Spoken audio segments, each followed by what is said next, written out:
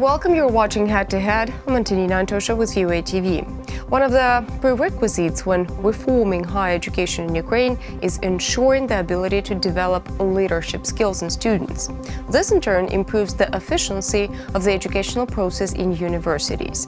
That's why British Council in Ukraine launched the program called Student Action, which helps develop effective student organizations in Ukraine. To discuss this program, we're joined in the studio today by Lyudmila Tatsenko. She is the head of Education and Society Department at British Council in Ukraine. Lyudmila, hello and thank you for joining. Hello. So thank you for inviting. You're always welcome. Tell us all about the program. I think you explained really well why we are doing that.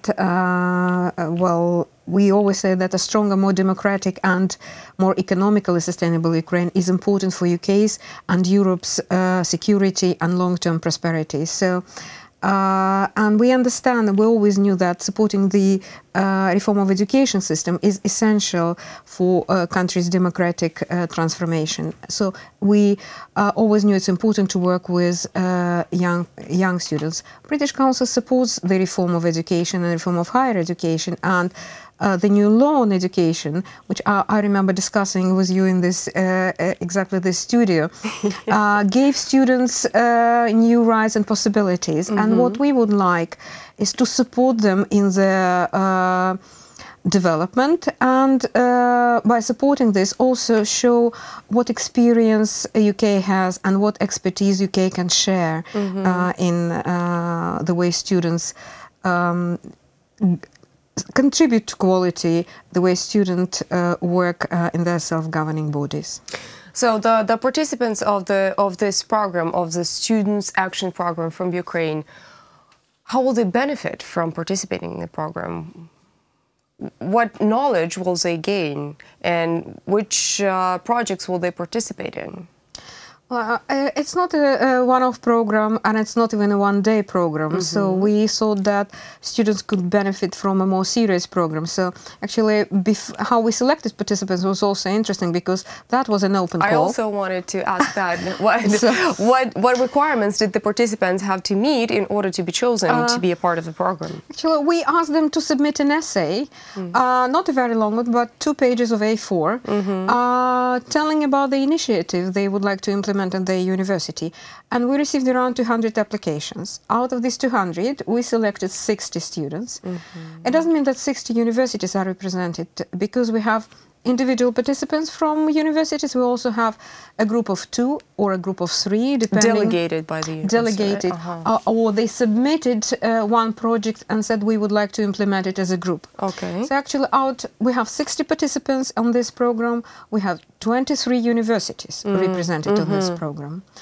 Actually, it was really good to see that out of these 23 universities, we have 14 that are involved in our leadership development bigger program for universities in general, where students also play a role, because each team has a student. Okay. Maybe while looking through those applications, you came across a really bright initiative submitted by a student in an essay in order to become a part of Students' Action Program you would like to share. There were quite interesting initiatives, but the students also actually worked. They looked at the initiative at Module 1, which was the beginning of November in Lviv. They had some time to digest what they discussed and learned at Module 1, worked on their projects, and this, last Friday and Saturday, they actually presented the program, so we could hear the more or less developed projects. Very different. Some of the institutions are interested in creating co-working space for students. Some, for example, it was Ukrainian Catholic University. They want to create a basketball league. Kyiv Mohyla Academy is working on the idea is sorting garbage and recycling garbage, and what happens with garbage on the territory of the academy. Different ideas and different projects at different levels of sort of being ready for implementation, I would say. So what's the fate of the represented projects? Are they going to be implemented in real life, or are they going to stay on the stage of just being a project on paper? Thank you for this question. I think we really want for them to be implemented, and what we decided to do is we decided actually on Saturday when we were closing the second module and we were talking about the plans and how we can further support students. We said that we give you 3 weeks, say, till the end of December, because then everybody is starting celebrating New Year and holidays, to work on the financial part of your and present a budget. And then we promise that by the end of January we will agree which best projects we can support financially. So British Council is going to support the best chosen projects financially to be implemented in real life. And we announce it on Saturday, and we will also, and I say it here in the studio, so that we will try and support financially. What I wanted to say is that not all projects actually require money or require financial support, because sometimes students say we do need support or advice or mentorship, which is also important. So it's not always about money. Okay, is British Council going to provide help in mentorship for those projects that do not recommend spending any money? We will try to do our best, and actually I would also want to say that working with students is not one-off thing, and we started actively working approximately a year ago, when we supported all students, all Ukraine National Forum.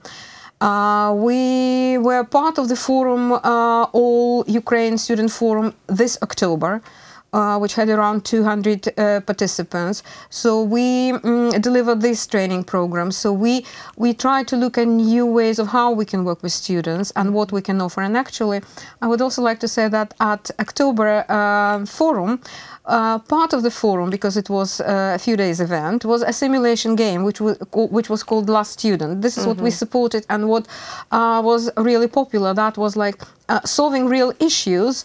They had students. The students were deans, students were rectors, students were stakeholders, business, media. So that was about how you can communicate, how you can negotiate, how you can deliver your message. And I think the main idea of this program that we just finished was, how do you develop the project from an idea to implementation, what you need. And the feedback we received from many students was that actually having an idea is great, but we don't know what to do. And what we heard from students is that universities do not actually teach what to do, and they lack these skills in selling the idea, in finding money if need be, in planning activities properly, even if it's just opening a co-working. It's not a big business, but still. So basically they're good in theory, but when it comes to putting the theory into practice, then our students unfortunately lack knowledge. And I think what was also important was networking, because there were lots of cases presented of more developed self-governing bodies, student bodies, such as Kyiv Mahila or Kyiv Polytechnic. But being the British Council, we cannot forget about the British experience. So we always try to share this British experience, especially, well, there is modern experience, there is tradition. I was checking about the first student union, which I think was 1884, and it was Edinburgh University at that time, and 1889 it was Liverpool. So quite a long tradition, but also interesting developments, because starting from April 2018, in the UK, there is a special public body which is called Office for Students. And the main thing is to support students so that they get quality education, so that they can influence this quality education, that they get value for money. So we bring people from the UK. We had, at Students' Forum, we had 2 representatives of the National Union of Students from UK who were sharing their experience.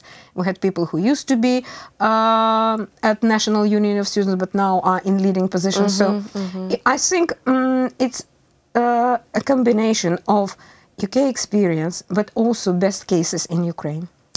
Students' Action Program, what's the time frame for it.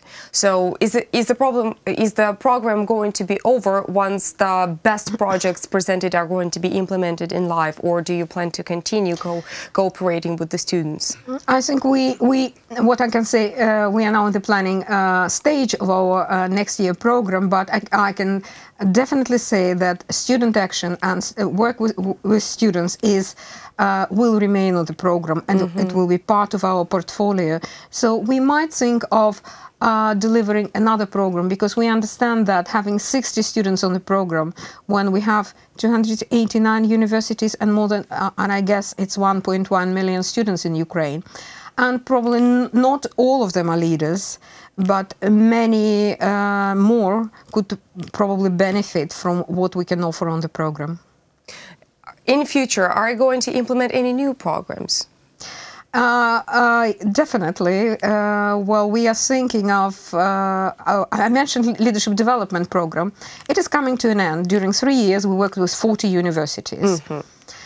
We also delivered quite a big program, English for Universities. So we were trying to support universities in different ways, in developing their leadership ability, in improving the level of English, not only for English language teachers, but also for those who teach other subjects in English.